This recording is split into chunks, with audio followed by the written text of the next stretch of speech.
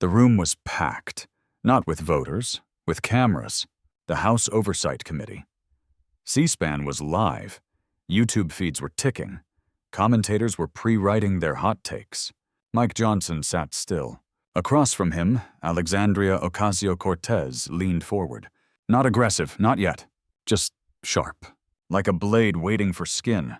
She lifted a stack of papers, held them like evidence, waved them just slightly like she knew the cameras were watching. "Mr. Speaker," she began, "do you believe your version of family is better than anyone else's?" He didn't blink, so she pressed. "Do you think a gay couple with adopted kids is less valid than your church-going household in Louisiana?" The room tensed. Even the microphones paused. That wasn't a policy question, that was a trap. One designed not for debate, but demolition. She wasn't asking for his opinion. She was asking for his surrender. He could have dodged. He could have pivoted. He could have pulled a page from a polished politician's playbook. But Mike Johnson didn't do any of that.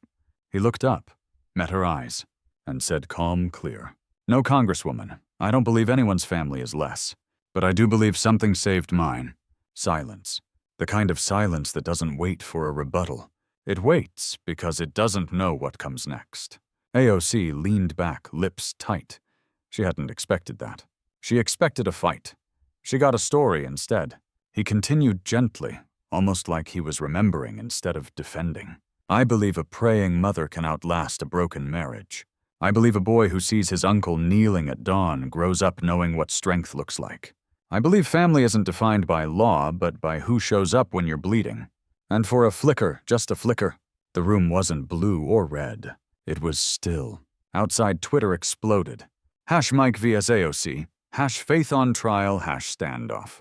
People chose sides, called him brave, called her righteous, called the moment fake or sacred. But in that moment before the edits, before the clips, a man spoke from something older than votes, and a woman who rarely goes quiet didn't know how to answer. That's where this begins.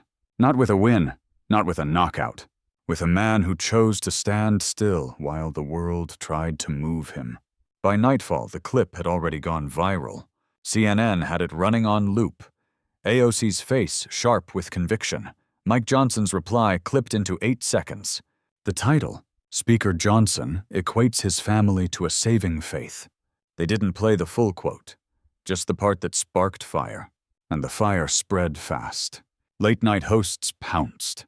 Colbert called him America's moral grandpa. The audience roared.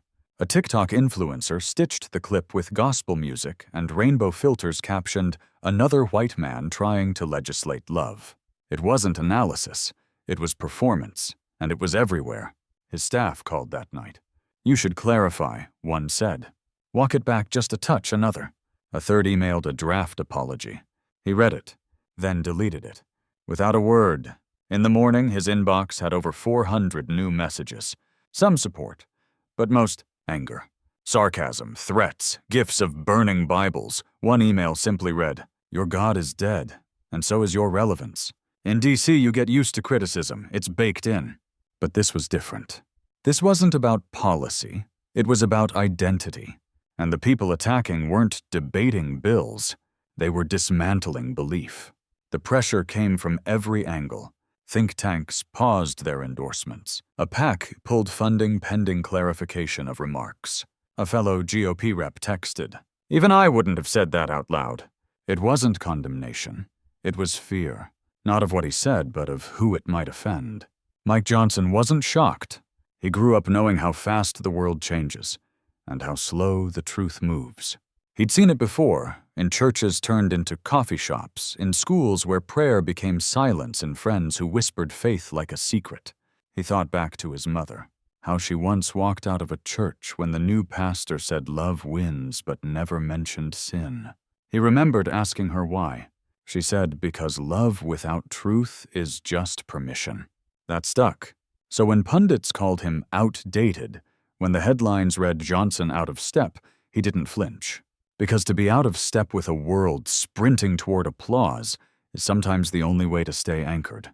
But that doesn't mean it didn't hurt. He's human, And when they mocked his wife, posted photos, twisted her church work into caricature, he felt it deeper than he admitted.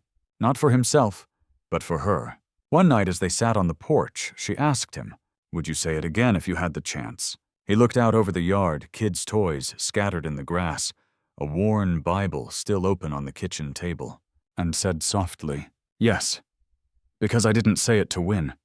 I said it to remember." That night, Mike Johnson stood in his kitchen long after the house had gone quiet. The dishes were still in the sink, untouched from dinner. The back porch light flickered softly through the window, casting a familiar kind of loneliness across the tiles. He wasn't scrolling headlines. He wasn't reading emails. He was just standing there remembering. He remembered the small house in Shreveport, the one with the sagging roof and the Bible on the nightstand. His father had left when Mike was 9.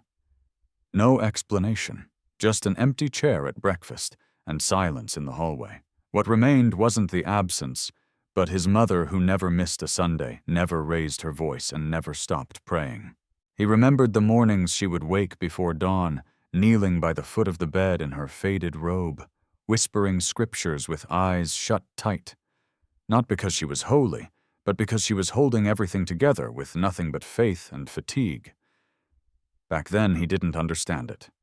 He just knew the house felt safest when she was still. There was one night he never forgot.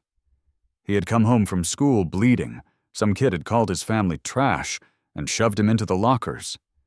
His mother didn't rush to comfort.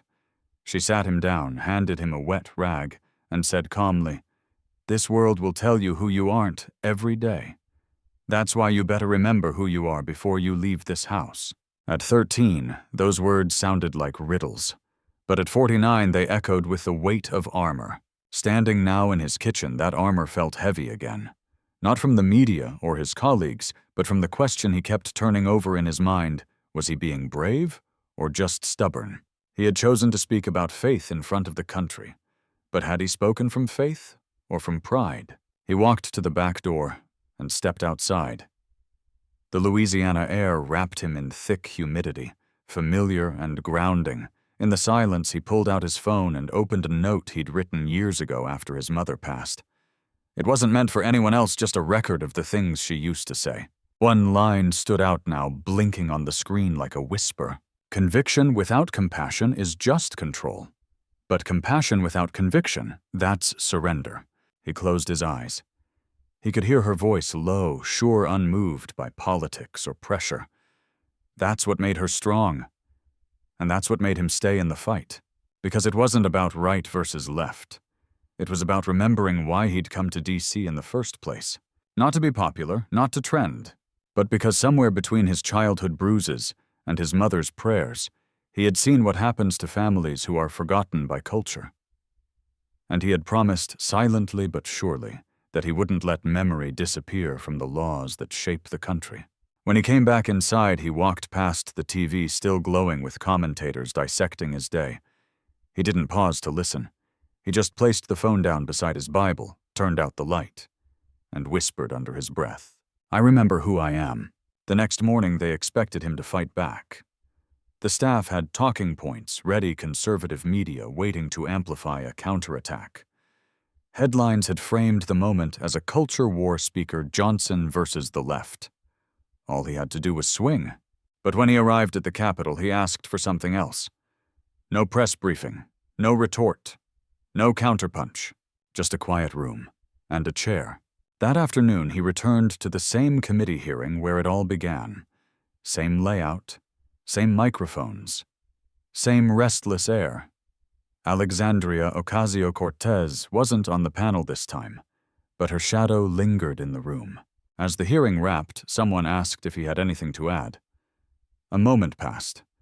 Then, without notes, without agenda, he leaned forward. "I want to tell you something I've never said in this chamber," he began. "Not as speaker, not as a politician, just as a son." The room stilled not with reverence but curiosity.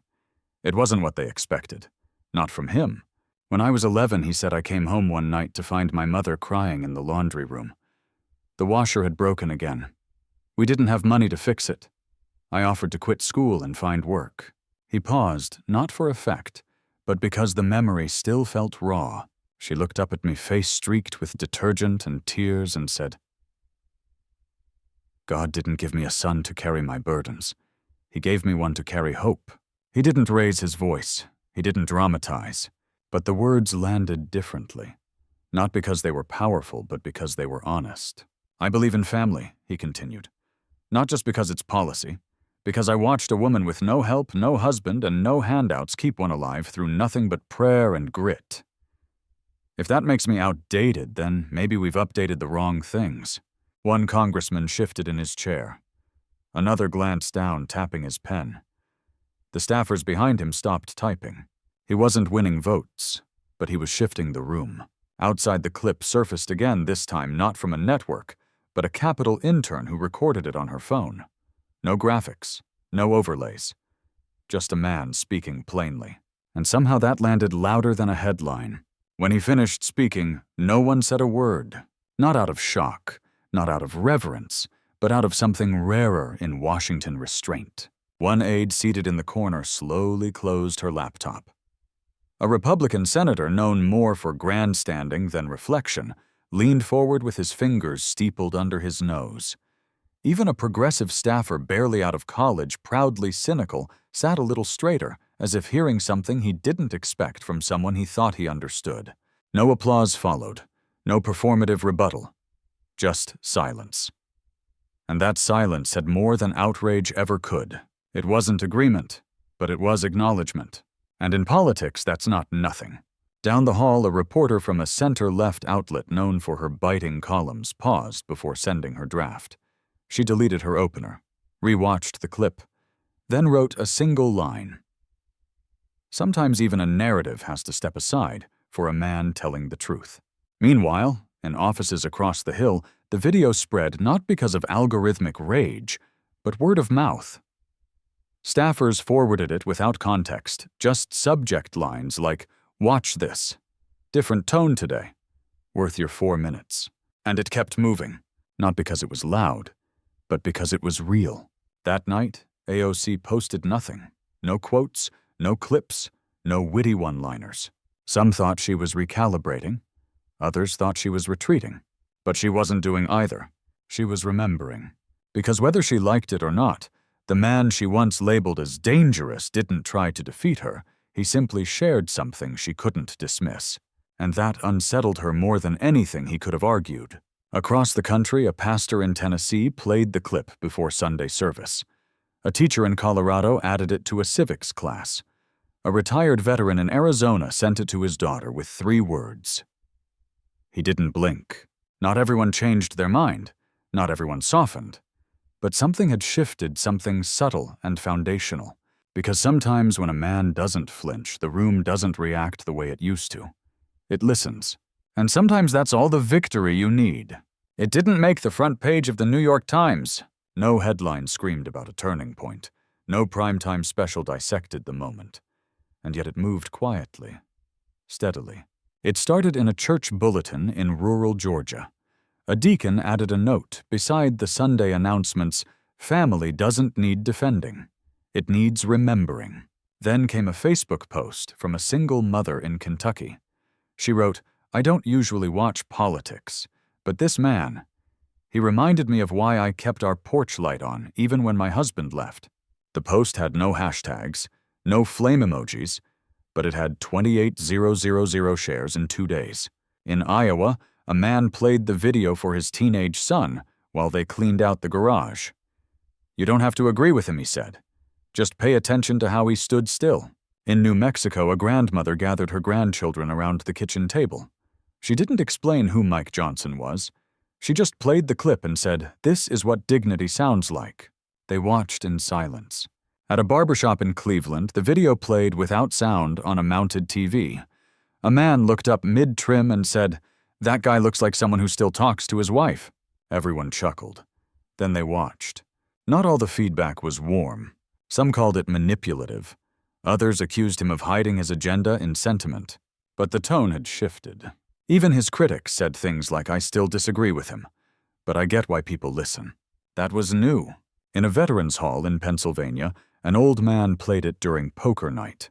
Nobody commented until the end. Then, one gruff voice said, "You know, my dad never talked much." But that's what he sounded like when he did. No one replied. They just dealt the next hand. This wasn't about going viral. It was about going inward. A man had stood still in a storm, and in doing so, he gave others permission to stop shouting, to think, to feel, to maybe even pray. By the end of the week, the clip had reached millions without a campaign, without a plan. Because sometimes what travels fastest isn't outrage, it's reverence. In Washington, reactions came slower, not because they didn't notice, but because they didn't know how to process it. Mike Johnson hadn't played the game. He hadn't raised his voice, shamed his opponent, or issued a clever rebuttal for fundraising emails. He had simply told the truth. And that more than any strategy threw the machine into confusion. A senior Democratic staffer muttered in a strategy meeting, "He didn't win, but he didn't lose either." So, what do we do with that? No one had an answer. At a press breakfast, a prominent columnist asked bluntly, "Why is the clip still being shared without edits? No captions, no music, just raw footage." A younger journalist replied, "Because it doesn't need dressing up." It landed on its own. That silence again. Cable news tried. They brought on experts, cultural commentators, campaign veterans. They analyzed posture, tone, body language, intent. But the more they dissected, the smaller they looked. Because sincerity doesn't perform well under a microscope. It just exists. And that's hard to weaponize. One progressive PAC drafted an ad countering Johnson's moment, something emotional, sleek, data-driven. But it tested poorly in focus groups. Too sharp, too strategic. Viewers called it cold, compared it unprompted to that man who talked about his mom and didn't flinch. They didn't remember his name, just his stillness. And that unnerved everyone. Even inside, the GOP reactions were mixed. Some saw a missed opportunity. He could have raised $1 million off that clip. Others whispered, "Maybe this is the model we've forgotten, less spin, more spine." A senator who rarely agreed with Johnson leaned over during a private lunch and said, "I don't know what you did in that room, but I've had 5 voters mention it, and not one of them talked about politics." That stung more than praise, because it meant something had bypassed the system. Johnson didn't respond. He didn't capitalize, didn't repost, didn't do a single interview. He just kept doing the work, and that more than anything made him unpredictable. Not dangerous, not powerful, uncontrollable. And in Washington, that's the one thing no side knows how to deal with. 2 nights later, Alexandria Ocasio-Cortez sat alone in her apartment lights, dim TV, off phone face down. She had done dozens of interviews that week, walked the Hill, delivered her usual fire with clarity. But something was off. She wasn't sure what bothered her more. The way Johnson had answered her question, or the fact that since then she hadn't been able to stop replaying it. He hadn't argued, hadn't accused, hadn't postured. He had simply remembered, and it had thrown her rhythm. She poured a glass of water, stared at it too long, and finally reached for her tablet. Typed Johnson testimony, Faith into the search bar, not because she wanted to watch it again, but because she couldn't. Not. The clip played. No intro, no graphics, just that same quiet tone, that story about his mother in the laundry room. She watched it all the way through, this time without the armor. At the end, she sat back in her chair, still disagreeing, but no longer dismissing. She thought about her own mother, how she worked 2 jobs, how she wept the night AOC told her she wanted to run for office, terrified the world would break her before it listened. And she remembered her abuela, who used to whisper prayers in Spanish under her breath, never loud, never for show.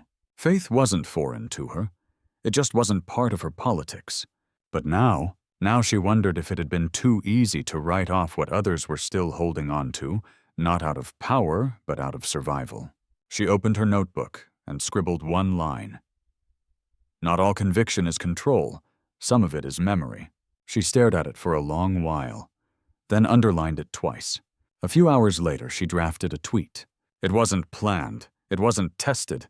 It didn't even feel like her usual voice. She typed, "We don't have to agree to recognize dignity. And sometimes the most radical thing in a debate is restraint." She stared at it, deleted, Rewrote, paused, then posted.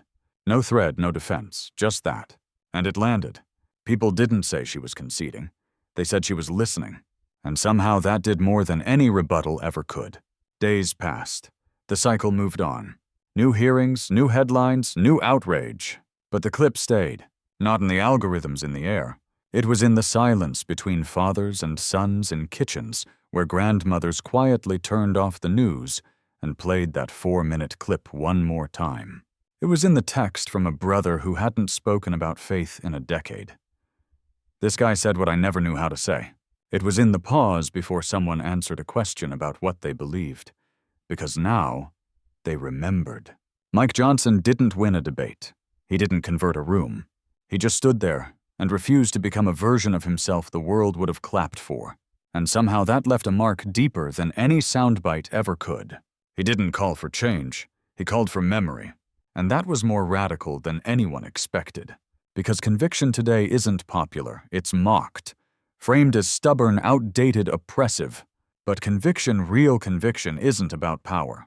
It's about sacrifice. About speaking softly when you know they want you to shout. About standing still when you're expected to fold. About telling the truth, not because it's persuasive, but because it's sacred. That's what this moment became. Not a headline. A reminder that maybe the world still recognizes integrity, not because it's loud, but because it doesn't flinch. And when all the politics fade, when the parties rebrand, when the slogans die, what stays are the people who remembered what it meant to tell the truth when it cost them something. 2 weeks later, Mike Johnson was back home. The Capitol lights replaced by porch lights, the marble floors by worn hardwood, the noise replaced by something far more dangerous to a man like him, silence. It was a Friday night. No press, no pressure. Just dinner with family.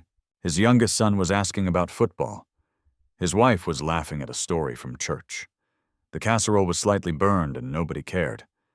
And in the middle of it all, he felt something deeper than peace. He felt weight, not the kind that crushes, the kind that roots you. After dinner, he stepped outside alone. The air was warm, thick with Louisiana stillness. Crickets hummed. The screen door creaked and closed behind him. He didn't take his phone. Just a folded envelope.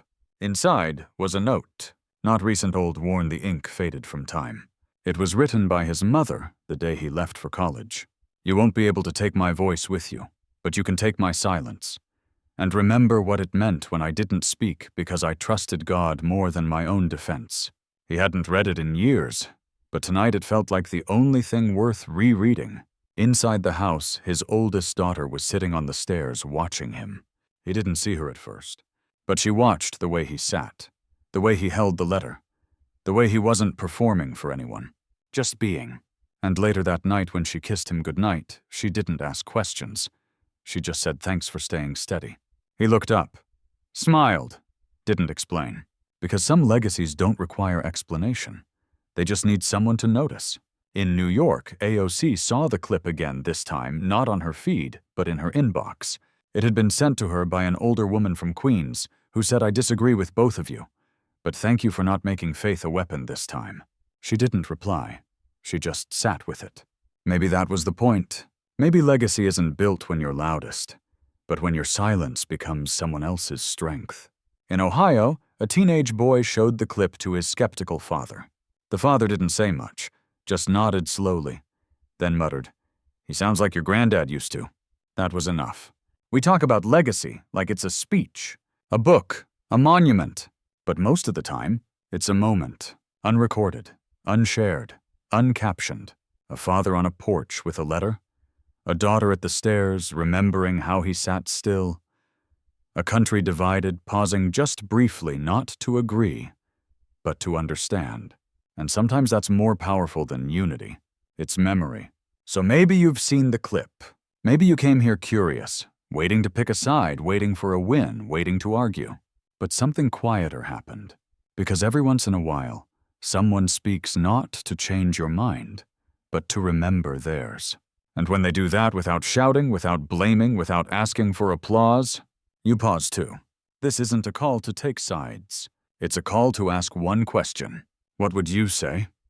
If no one interrupted you, Would it be a stat? A slogan? Or maybe a story about your mother, your porch, your silence? So here's what you do with this. Don't post it to prove a point. Send it to your brother. The one who believes in quiet things.